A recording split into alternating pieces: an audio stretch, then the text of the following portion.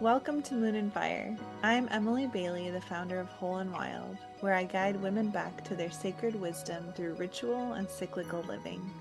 This is a podcast for women ready to remember their sacred cycles, reclaim their radiant fire, and unleash their intuitive magic. Today, I'm honored to be in conversation with Samantha Feast, who brings profound wisdom around what she calls matrescence, the often forgotten wisdom of transitioning into and living the journey of motherhood. What I find so powerful about Samantha's work is how she recognizes motherhood not as a destination we arrive at, but as a cyclical, evolving journey of becoming. Samantha has created something beautiful called the Maternal Mirror Deck, which serves as a tool for mothers to reconnect with their inner wisdom during this profound life transition. Her message that the answers lie within feels especially aligned with our Moon and Fire community, where we're exploring how to trust our inner knowing and honor the cyclical nature of our experiences. Samantha, thank you so much for joining me in this sacred space today. Oh, well, thank you so much for having me and the fact that it's been a journey to get here as well. So I honor that for both of us. Yes, for sure. Yes, Samantha joins us from Australia, and so it's 5 a.m. her time, is that right? Yes, and winter. And winter, yes. So thank you for orienting yourself to the wee morning hours for this interview. I appreciate that. No, I feel so blessed because I feel like, I don't know, opposite ends of the earth, we like draw this beautiful thread and sort of encompass the whole Yeah, earth as we speak. yeah, So I get that vision. absolutely. Well, I'd love to start by hearing about your journey into working with mothers and matrescence. What called you to focus on this particular transition and threshold in women's lives? Oh my goodness, such a big question. And I'm sure anyone who's a mum who's listening will know I probably can't answer that in 45-minute podcast, let alone probably a couple of days catching up on each other's stories. But it was basically through I had two beautiful pregnancies with my son and then my daughter, and I completely didn't plan for postpartum. I'm otherwise very maternal, grew up with lots of cousins, little ones, aunties, and I'm a nurse, a registered nurse of 15 years. And so I was like, yeah, I got this. And I thought motherhood, like you said in the intro, was the destination. Mm. I'd always wanted to be a mum. And yeah, I thought that was the destination. And so I had two very different labors, very different births, and they are such catalysts, such profound moments. However, we place so much, and I say we very loosely, collectively, we place so much importance on the birth, which, like I said, yes, is profound, but it is a moment. Motherhood postpartum is then the rest of our lives. Mm. And I hit huge brick walls, as in my son, I filled in sleep for about 2.5 years. Um, and then I moved when I had my daughter, when she was 8 weeks old. We moved down here to the farm. I had no electricity, no septics. We ran on a generator. And so both of them were very challenging in their own ways. And what sort of came up was what I now know to be really deep postpartum depletion Mm. and postpartum rage, which with my son, I'm a very gentle person, a very, um, yeah, kind, caring. And I was like, whoa, like actually, I didn't even have the insight at the time, to be perfectly honest, because I was that sleep deprived. But feeling this boiling rage, this uncontrollable rage come up was like, oh my goodness. And I got to a point, and it was roughly about 6 months postpartum. I'm also recently neurospicy, recently discovered neurospiciness. So it explains so much. But I didn't know that at the time, didn't know postpartum rage, didn't know any of this. And all I remember having the insight about six to 9 months, when my eldest was about 6 to 9 months, I was like, I've got a choice. I've got a choice. I can either keep going down this road, or and I'm probably going to end up not well at all, in some way, shape, or form. Or I can choose to, which I didn't know at the time again, but it was the inner work and going down the road of doing healing and self discovery. And I happen to, and nothing's coincidence, fall in line with a beautiful, aligned feminine life coach. And that was probably the beginning of my matrescence, but also for me, that coincided with my spiritual awakening. And so I've had almost 7 years. My son was 7 in April, a dark night of the soul, in a way, unwrapping layers and layers of, as Shrek would call, like the onion, and I'm peeling back layers and layers, which I feel like Matrescence has done. And through every iteration of different entrepreneurial offerings that I can give to women and support women, as well as supporting myself. And that is so important. We don't need to give and give and give and not receive. It's so much about, I can see in the way that you speak on cycles, because what I've learned and now what I deeply embody and teach from the Maternal Mirror Deck through to my, more intimate offerings, is the fact that matrescence is cyclical in itself. Every time our children, uh, you know, developmentally hit the next stage or come home with a phrase or a word and you're like, whoa, I don't know how to handle that. Like, I thought, we were swimming along here, and then next minute they don't want to eat the peas and they don't want to eat dinner, and whatever it might be, very practical, realistic moments. And it's like, okay, this is my next cycle. This is my next, what is my child teaching me? Like, our children are our biggest teachers. Mm, And so matrescence in itself is this beautiful, but not beautiful in the way society calls beautiful, definitely all the time, cyclical, a journey that is now forevermore. And mm, so I've come into this work so deeply because of my own pain and struggle. There is a beautiful quote, and I'm sorry, I can't remember who said it, but pain pushes until vision pulls. mm, And so I think that's a beautiful point, because if I definitely know, if I hadn't been through pretty horrendous postpartums, mm, I would not have felt the pull. I would not have felt that the way I was doing things was not serving me anymore and was actually not my truth. mm, I couldn't have kept I would have kept going had I not hit that pain. Um, so yeah, that's a very, very condensed version of 7 years, A Dark Night of the Soul. But that's how I ended up being so passionate, and this is my soul's purpose on this earth, to really pave a way for mothers in the very raw, realistic, day-to-day, children not eating that food, like very realistic points of motherhood, but bringing in those deeper essences of that journey of matrescence and mm. unraveling, really, of it. Yeah, it's interesting the way you share. I hear the passion, but and it almost feels like you're an artist who is just appreciating this incredible art journey that we move through, right? I can Mhm. tell you have eyes to see it in ways that many don't, right? Because like you said, it's Mm, beautiful, but not necessarily in the way that society would say is beautiful. Yeah, yeah, thank you. thank you. Yeah, you mentioned that one of the biggest misconceptions about motherhood is not recognizing its own cyclical nature, that our brains Mm, are literally rewired to be constantly learning and growing with our children. Can you expand on mm. what that means and how it differs from like the linear expectations that culture often places on mothers?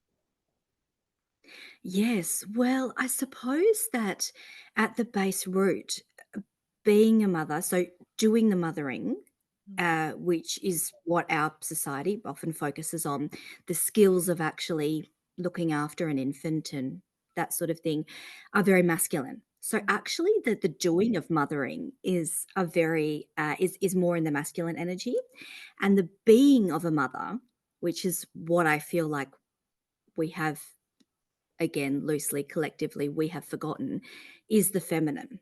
Oh, can And you so that right there just feels like so key.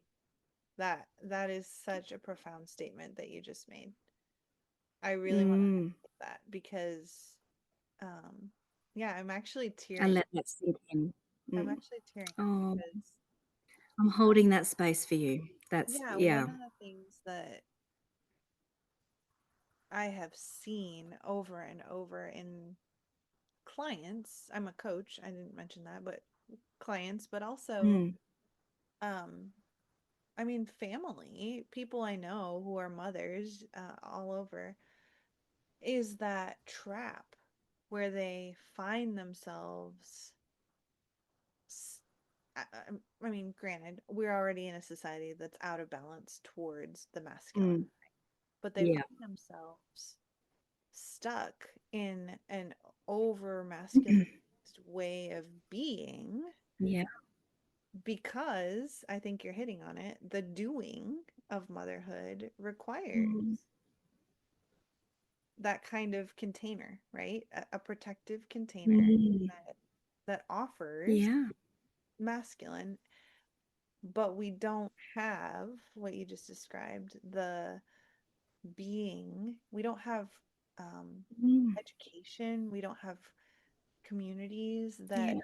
speak about this feminine essence of being in motherhood. Thank you so much for saying that. That's profound. Please continue. I just Um, really wanted to highlight that. no, and I'm so glad, and I do wanna say that I know I spoke on postpartum rage, but actually through my own learnings of, I've been through different trainings of matrescence, and that I was getting very emotional and very angry. So to all the listeners as well, please take care of you. This is can be very activating. Our motherhood journey, our matrescence journey is a very personal one, and I have no doubt that it is raw in some aspect. That there Mm, is some aspect that will be very raw. So please take my words gently, but you're so right, and there's a number of ways that we could pull this discussion forward, because I feel like we could talk for a number of hours, and I know I keep saying that because this is only a glimpse. Like, if this is the first time you've heard of matrescence or speaking of motherhood this way, it can actually be like, oh, whoa, like this is not, because it's not how, and I guess I'm speaking only from a white Western woman because that's my heritage and culture, but we've definitely got that disconnect of our wise women, our wise mothers, uh, sharing this knowledge with us. I have said to my mum numerous times, and my aunties that I grew up with, I did not hear one word of complaint from them. And now I'm going through sharing my stories, and they're like, oh, yes, that happened to me. And I'm like, why didn't you tell me? Why didn't you share this? And so we're really like the generation that's bringing through, oh my goodness, like there is another lens to look through, which I believe is the lens of matrescence.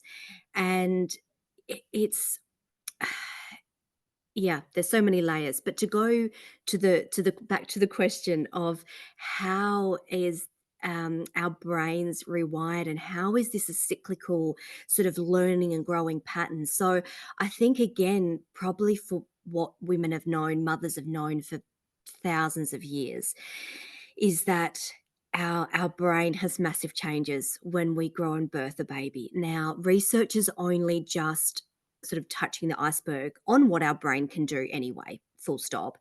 But in regards to being, yeah, in regards to being a mother. And so this is what I'm referencing is a mother who has grown a baby and birthed a baby. However, there is, I guess, sort of the thought that, fathers as well, non-birthing partners, we have brain changes when we look after an infant, basically. mm, But I'm speaking from growing and birthing a baby. But in an MRI scan, they can actually tell a maiden's brain from a mother's brain, which is phenomenal. And even though I'm a nurse, I'm not too sciencey, like I'm more about the caring and the intuition. But that to me is like, wow, that is how much changes in a mum's brain. And when you think about it, it sort of makes perfect sense because we have infants like no other animal on the planet that rely solely on us for such a period of time. Mm-hmm. So our brains have to change to allow our perception of life as it is and how it's changing, to be adaptive and to then protect that infant. So our brains are basically, there's so many changes that happen, but two main areas is that they're wired to expand on their love and Mm-hmm. to expand on our learning. And again, that's so important when we look at, like we were just speaking of the doing of mothering. It's not an automatic knowledge that we have. It's not an automatic, even those more masculine energy skills of feeding the baby, washing, caring for the baby. That is a skill that is learnt. That yes, perhaps comes easier to some mothers and not to others, but it is still skills to be learnt. Breastfeeding or even feeding our babies, I mean, we haven't met them before. We don't know what what they would like and how much they would like to eat and how full they like their bellies. I mean, we're learning that, and we also, from the masculine sense, where, and it's not just a masculine partner, but we don't often have that masculine structure and safety and support of a village, of help in the home, whatever it might be, to allow us to feel safe enough to then start exploring our feminine as well. So there's so much in this, but our brains basically are wired to have that capacity to love from a whole nother level. And Rebecca Campbell, beautiful Australian who lives in the UK, quite well known for her oracle decks and her work in the world, she spoke about that there is so much love that a mother feels when she connects to her baby. Again, this might not be a birth either. I was exhausted with my daughter. I was like, it's a baby. I'm exhausted. I couldn't fully take her in to begin with. Like, that's okay. Again, breaking down these expectations of what our beautiful patriarchy has sort of led us to believe. But that's another podcast. We'll come back for that one, Emily. Um, but Rebecca Campbell spoke this so beautifully, and I will paraphrase, but we feel this intense love at some point in our journey with our child that it does literally crack our heart so far open and give us so much love and light, that what happens is anything that's not love and light is going to feel disrupted. Any of those shadows, any of those parts of ourselves that we don't love, any of that suppressed rage, hello, postpartum rage, any of those parts, because there's such this force of a mother's love for her child, even if it's from a protective instinct, even if there's mental health sort of barriers there where there might not be that overwhelming sense of love. Deep down, there is still this innate primal capacity, and it's this breaking open. And she spoke so forcefully of this breaking open of this heart, of our heart center, and whether you think of your heart center, your chakra, whatever it might be, and this pouring in of this love, so that anything that's not love and of this highest essence, highest frequency, is going to pour out. And what that looks like in reality is being really triggered by our children. What that looks like is not liking motherhood every day. What that looks like is not knowing how to handle what's going on, not knowing why your child is vomiting, not knowing. And yes, the mother knows, but we've had, and especially white Western, probably thousands of years of actually being so disconnected from our innate womb wisdom, from our maternal wisdom, that we can't tell mums, or just follow your instincts, like mum knows best. I fully agree. Mum knows best. We are so primarily wired for our child to love and learn. We are the experts. However, a caveat to that is that if we're so disconnected from ourselves, Mm, all we're going to see is those 3D surface level triggers. All we're mm, going to see are those really hard parts of motherhood. mm, And again, like the way our society sort of preaches, we then go down the line of, numbing and different addictions and activities to sort of not feel the feels.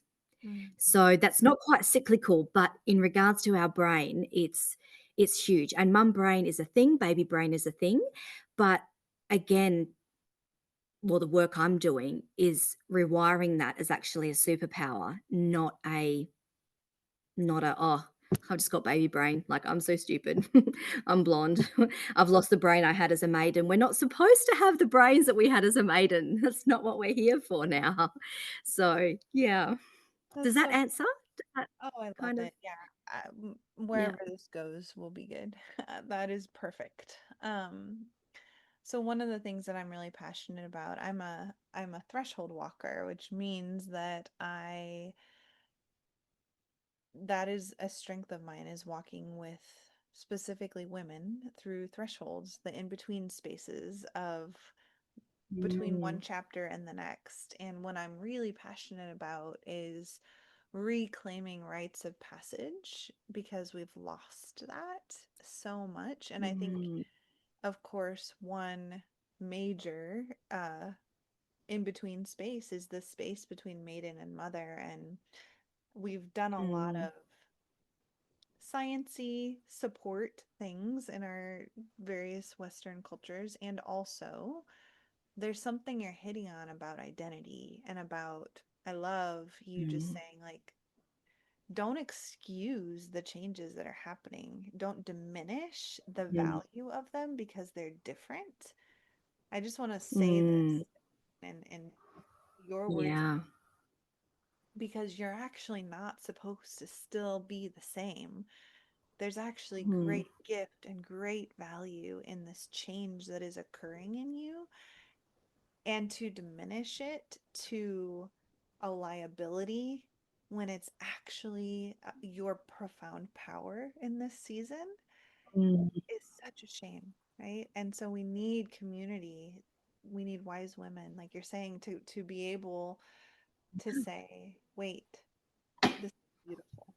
Just as you are, in the midst of it, when mm, you haven't quite given it words and figured it out and made it, you know, mm. exquisitely academic or whatever, right? Like, just as you are, Yeah. this is beautiful. Mhm. I am so, yeah, I'm just so in agreement with everything you're saying, Samantha. Thank you for sharing this. Oh, I love that, and I can hear the kookaburras in the background, so they're totally agreeing. They're saying, "Yes, yes." I Yep. love that. Well, I'm really excited to learn about your creation, the Maternal Mirror Deck. Can you share more about what inspired that tool and how it supports mothers reconnecting with this inner wisdom? Thank you for this because um, I never used to was able to go with the flow. That was something that motherhood has certainly matrescence has forced me into. And again, like you were saying, that we instead of sort of leaning back and being like, "Oh no, I don't want to be like that. I want to go back to how I was." It's actually that ability to lean in and be like, "Okay, I can do this. I have the strength." And again, the village of wise women that I've been lucky enough to be around has been fundamental, I think, in any rite of passage or any that liminal moment, like you were saying, that you hold women in, and men also need it too because it's very unnerving. It's very unnerving not to not to have that. Yeah. Straightforward path because nothing is straightforward really, but that's another story. So I was not at all thinking about a deck. I was not at all part of what I was doing or anything. But as you become embodied in the work you do, it infuses in every part of your life. And so with nursing and in everyday life, where my children were going to school, I was just being asked, as mums were becoming pregnant and or pregnant again, and they were like, "Oh, Sam, you know all about postpartum," because I guess matrescence is still, even though it's really gaining a foothold, both in research and then at community level, it's still foreign. It's still a new concept as such, even though it's nothing about it is new, but it's, a new a word to place everything that we experience. And so a lot of the time we'll focus on matrescence as postpartum, and that's fine. That's a great stepping stone. And so I was asked, and it was in a short space of time, by a number of mums, a number of people in my community that were like, "Oh, you know all about postpartum, help me," sort of thing. And so I thought, "Oh, well, what about a postpartum planning deck?" Mm. And that's what it started out as. And I sort of, had a look on Amazon and was in touch with a few doulas and private midwives. And I thought, is anything like this exist? We have some beautiful birth sort of affirmation and flow cards, and again, more centering around that birth experience. But I was like, what about a deck? And I always go big, but not just any deck, a deck that actually invites, is more about asking gentle questions and becoming curious about your postpartum, rather than me saying, you need this and this and this and this. So we're looking at the more feminine, not so much the masculine, but still is very practical, and cards that you could actually write on or bring out in a discussion.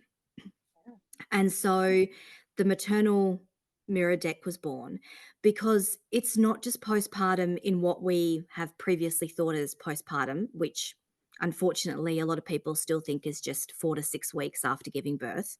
It's not that at all. And I've had clients as grandmas who, witnessing their daughter or daughter in law go through birth and pregnancy, has brought up their own journey, that they didn't have anyone to hold them in this space. Mm. So these cards allow that guidance of, and they also are an affordability as well. I wanted something that, was, could be a baby shower gift, or could be a gift for a new mum. So it's so accessible, and they're beautifully done. And I thought they were on my desk behind me, but my children also like infusing their energy into them. So I looked this before I hopped on, and I was like, oh, I don't know where they've gone. But I have them online as well as being Yeah. in, actual cards, and they're beautiful. They've got gold encasing, and they feel soft to touch, because they're things that we have sort of undermined or undervalued. Oh, that's just fluff, or that's just vanity, or, but they're the very things that help us connect back to the feminine. They're beautiful to touch, they're beautiful, practical to hold, and they really invite questions from 4 to 5 sort of big areas. So, physically, what's happening to your body, your brain changes, psychosocially, so where's your support, and also like our capacity to love has expanded. And Mm. sometimes that can be really triggering, because it's like, I actually don't want to have the news on, or I don't want newspapers that have people fighting on the front of them on our kitchen table. It can be really practical things like that that can sort of shock you sometimes, again, when you don't have those wise women teaching you. So these cards are like a wise woman in a box, Oh, a I very, love that. small snippet. And yeah, so physically, psychosocially, mentally, what's going on, emotionally, like sometimes just the volume of different emotions that we can feel in a Mm. single minute, let alone a single day, uh, can be extraordinary. And again, from someone who was extremely emotional as a child and was very familiar with my emotions, yet still when that rage showed up, it was like, oh my goodness, like this is a lot. So it sort of, yeah, has sort of some beautiful invitations, and that's all these cards are. If there's one card that's like, oh, that's not really floating my boat right now, you put it to one side and go to the next one. Like, they can be picked up at any time. And yeah, they're just a beautiful starting place, a really soft place to land for wherever you are in your postpartum, or if you are expecting as well. Yeah, I love that. Well, I'll definitely link to where they can find the cards in the Yeah, episode show notes thank as you. well. So, yeah, thank you.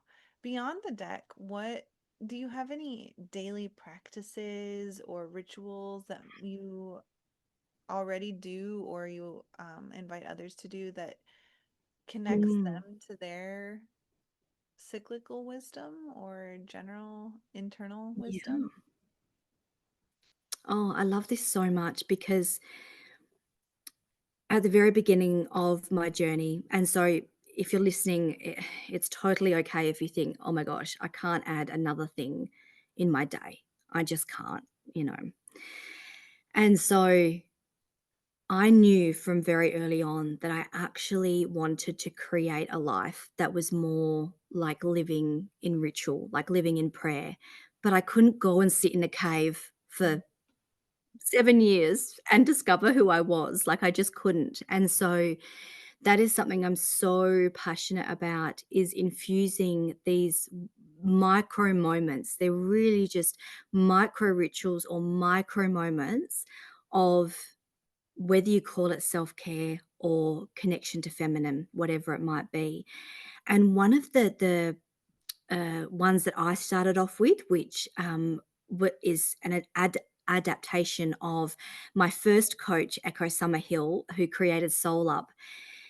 She spoke of MTMs, which she called mindful transition meditations. I call them micro transition moments because mm, I'm like, I need to think small. We need to just start with the baby steps because they actually have such a huge impact.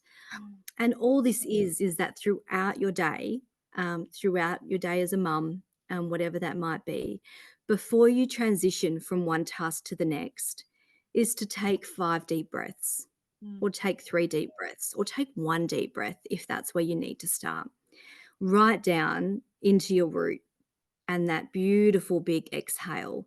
Because as we know, when we're in survival mode, when we're in fight or flight, which I have had a long history of being in for many years, mm, we just don't take those deep breaths.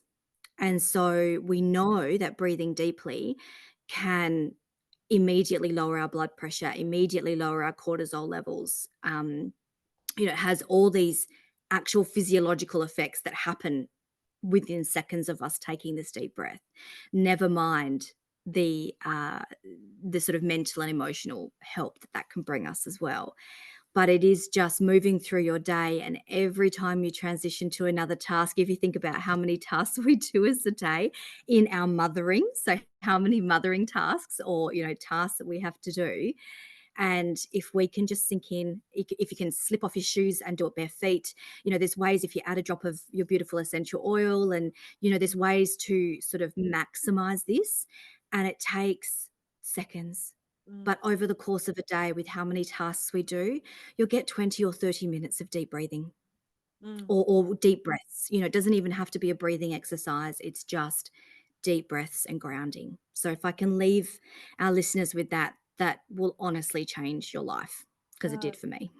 that's so beautiful. So I love how simple it is, and yet how it offers us something sustainable that literally Mm, rewires our bodies as well and offers us refreshment, um, a different way of yeah. seeing the world around us, and even just awareness of those transition moments, right? Because so many times we Mm, go from thing to thing to thing to thing, and we end up at the end of our day with no capacity because we dragged mm, the buck from each item into the end of the day as opposed to just mm.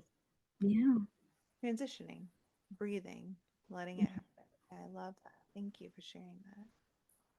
Yeah. you are most welcome. It certainly does give us those moments to then start, like, so much leads from taking those transitions. We start connecting to our body, start listening to what's going on. Do we need to eat? Mm, Do we need to rest? Do we need to drink? Hydrate. right. Oh, that's so good. Something you said a few minutes ago when you were describing your deck that has kind of lingered with me even after we moved on to the second question was when you're describing the importance of the beauty of the deck, right? Like the gold Mm, and the texture and yeah.